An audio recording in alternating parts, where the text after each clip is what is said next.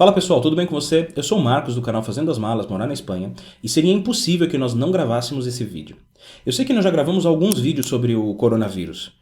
Um deles falando sobre a baixa taxa de mortalidade, se comparamos esse vírus com a gripe comum ou com outras modalidades do coronavírus que já enfrentamos a nível mundial. Outro vídeo falando sobre os efeitos da quarentena e das medidas restritivas adotadas não só pelo governo espanhol, mas de toda a Europa, sobre as nossas vidas e sobre as pessoas que vivem aqui. E o vídeo de hoje é para conscientizar você, para conscientizar cada um de nós, conscientizar as pessoas da seriedade da situação que nós estamos vivendo a nível mundial. Ah, Marcos, mas você me disse no outro vídeo que o coronavírus não oferece risco para a maioria das pessoas. E de fato, isso é uma verdade. Na maioria dos casos. O problema talvez não seja o risco individual, a minha, a sua saúde, ou até mesmo o risco à saúde geral das pessoas. O problema é o que nós temos visto acontecer vez atrás vez, em vários países, em alguns mais ou menos, que é o impacto na saúde e na economia dos países. Recentemente o Brasil começou as primeiras medidas restritivas, adotou as primeiras medidas restritivas. E infelizmente alguns têm encarado essas medidas como exagero, como algo que não é necessário. Creem que não é preciso ficar em casa. Eu repito, o medo do vírus individualmente, ou uma histeria como se fosse ocorrer uma apocalipse mundial, isso sim é um exagero. Como nós vimos, o vírus não oferece risco na maioria dos casos. Porém, ainda assim, as medidas são necessárias, essas medidas restritivas são necessárias. Necessárias não, indispensáveis. E o vídeo de hoje é para conscientizar cada um de nós, para conscientizar você da importância disso e do porquê disso. Problema 1. Durante o período de incubação do vírus, você pode não manifestar nenhum sintoma e ainda assim pode transmitir o Covid-19. Inclusive, existem muitos relatos de pessoas que tiveram o Covid-19 sem conhecimento, porque ao não oferecer risco para a maioria das pessoas, pessoas com saúde boa, com uma boa saúde, podem não manifestar os sintomas ou manifestar os sintomas num nível tão pequeno que acreditam que estão com um simples resfriado e curam o seu vírus desde suas casas. Porém, durante todo esse período, essa pessoa transmitiu essa enfermidade para muitas outras pessoas, sobretudo se não há medidas restritivas ou se não respeitamos essas medidas. A maior parte dos casos do coronavírus, hoje em dia, aqui na Europa, está sendo tratada exatamente em suas casas. Se você vai para o hospital e dá positivo e está em boas condições de saúde, a recomendação é que você volte para sua casa e se isole. Somente casos graves, que não são todos os casos, recebem internação hospitalar. Infelizmente, tenho visto muitas pessoas comentarem em redes sociais, ou até mesmo de modo público, dizendo que, bom, se isso é problema de velhos, se essa doença é um problema de velhos, eles que se apanhem, o problema é deles. E então eu me pergunto, ninguém tem mais empatia? Todos nós conhecemos algum idoso, talvez até mesmo no nosso círculo familiar, pais, avós, tios, familiares, amigos, que são pessoas que estão no grupo de risco, são idosos ou têm problemas respiratórios. Problema número 2. Não adianta pensar que basta com isolar só essas pessoas do grupo de risco, como são os idosos ou pessoas com problemas respiratórios. Muitos têm sugerido isso. Dizem que, bom, se isso é uma doença de velhos, eles que fiquem em casa. Mas o problema é que as crianças vão continuar saindo para brincar, vão continuar indo para a escola, os adultos vão continuar saindo para trabalhar, e então eles trazem o coronavírus para dentro de casa e infectam os seus próprios parentes e familiares que fazem parte do grupo de risco. Além do mais, apesar de que a taxa de mortalidade em pessoas com boa saúde, crianças, jovens ou adultos, é muito pequena, ainda assim existe um percentual de pessoas que têm complicações e precisam sim de internação hospitalar. Além do mais, falaremos de um outro problema mais adiante que talvez seja o mais grave de todos. Problema número 3.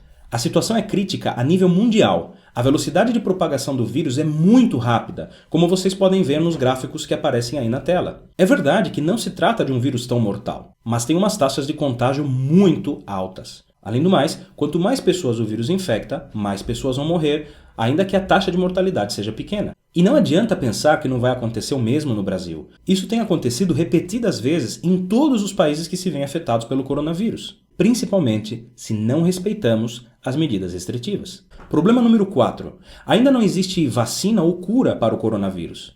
Todos os casos de pessoas recuperadas se recuperaram por meio de sua própria saúde e um tratamento. Mas não existe vacina ou cura para o coronavírus até o momento. Os Estados Unidos estão começando a testar agora as primeiras vacinas, os primeiros anticorpos. E existem também algumas pesquisas espalhadas ao redor do mundo, em outros países. Porém, as previsões mais otimistas é que em maio talvez tenhamos alguma vacina já disponível. Só em maio. E isso de acordo com as previsões mais otimistas. Mas até maio é muito tempo, e o vírus vai continuar se espalhando com uma velocidade absurda, principalmente se formos irresponsáveis. Problema 5, e o pior de todos.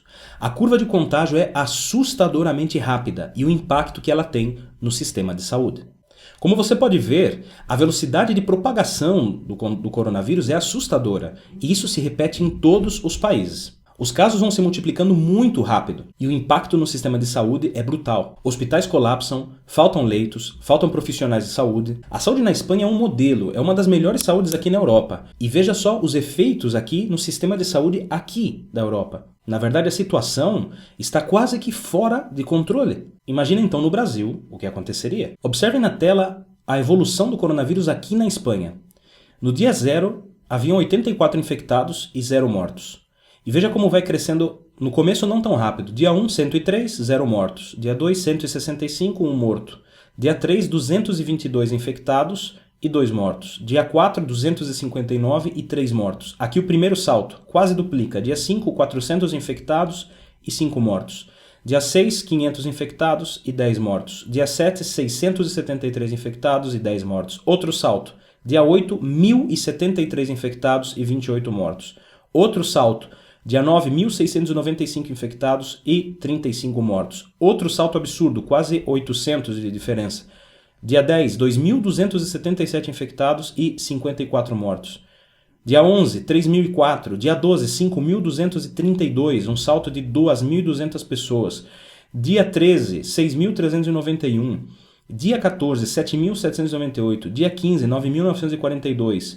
Dia 16, 11.748. Dia 17, 13.910. E dia 18, 17.147. Talvez o maior salto até agora. Isso foi de anteontem a ontem. E observem a velocidade disso na curva. Essa é a curva de contágio que nós falamos. E veja como ela se repete em todos os países onde aconteceu o coronavírus. A velocidade de contágio, de propagação do vírus é absurda e o que isso faz é colapsar o sistema de saúde.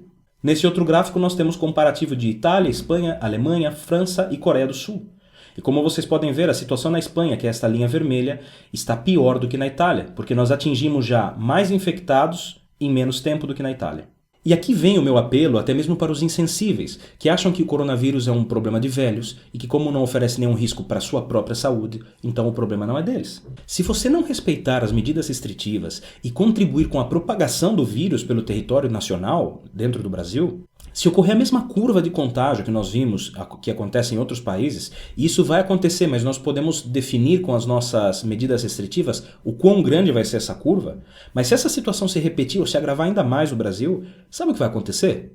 Amanhã você vai precisar ir para o hospital por qualquer outro problema, porque você se cortou na sua casa, porque você sofreu um acidente de carro, caiu e quebrou um pé ou um braço, uma perna, ou porque você está com uma apendicite, uma forte dor de cabeça, o que seja. E sabe o que vai acontecer? Você não vai ter leito. E claro, nesse momento o que o sistema de saúde começa a fazer se chama triagem. E dito de maneira bem simples, você sabe o que significa triagem? Escolher quem vive e quem morre. Como nas guerras, por exemplo, que são situações extremas onde se prioriza o atendimento entre pessoas que têm mais urgência ou pessoas que têm mais esperança de sobrevivência ou não. O problema é que esperança ou probabilidades mudam muito de acordo com a situação de emergência que se enfrenta. Algo que poderia ser tratado talvez numa situação normal ou até mesmo numa situação de um dia de pressão, de um dia normal dentro de um hospital, passa a ser inviável ou impossível dentro de um cenário de colapso do sistema de saúde. E isso sem falar que a saúde no Brasil já vem mais ou menos de um colapso constante, não é verdade? E se você acha que o que eu falei sobre triagem, sobre escolher quem vive ou quem morre é exagero, dá uma olhada na notícia que aparece agora na tela de vocês. Essa notícia é sobre o que se está fazendo aqui na UTI ou na UTI dos hospitais, aqui do Sistema Europeu de Saúde, que é um sistema muito bom de saúde, por causa do colapso que tem acontecido no sistema. Veja só, a UTI dos hospitais se preparam para priorizar aos enfermos ou aos doentes mais recuperáveis. Isso se chama triagem, escolher quem vive e escolher quem morre.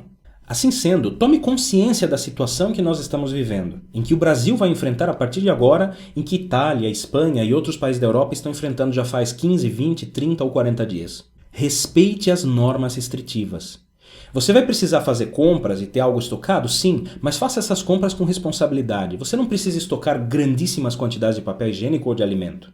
Lembre-se que há outras pessoas, familiares seus, amigos, parentes, vizinhos ou mesmo pessoas desconhecidas, mas que são cidadãos e pessoas assim como você.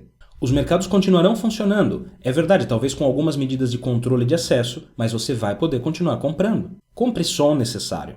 Lave as mãos frequentemente com água e sabão. Não toque os olhos, boca, nariz ou até mesmo o rosto. Se precisar sair por necessidades básicas, e eu digo necessidades básicas, mantimento, saúde, remédios, utilize luvas se é possível e principalmente a máscara.